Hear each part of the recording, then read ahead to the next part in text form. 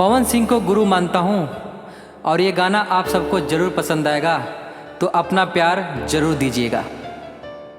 भगवान करस तोहरे लइका के एगो लइकी मिले तोहरे जैसन।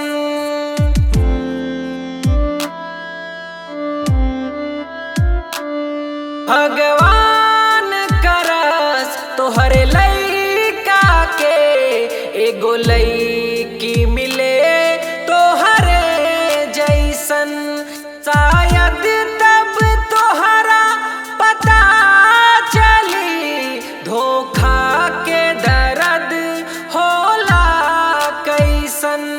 भगवान करस तोहरे लइका के एगो लइकी मिले तोहरे जैसन।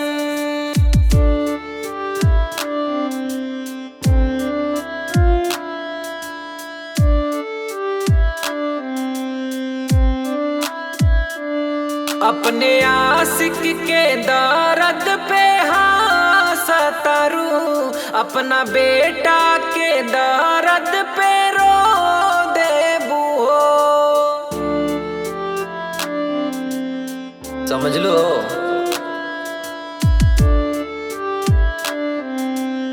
इतना गुरूर करब ना ठीक बा।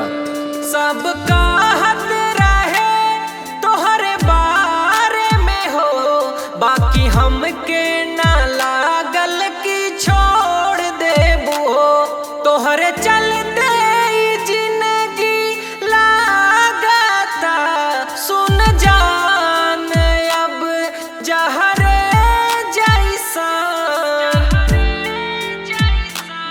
भगवान करस तोहरे लइका के एगो लइकी मिले तोहरे जैसन।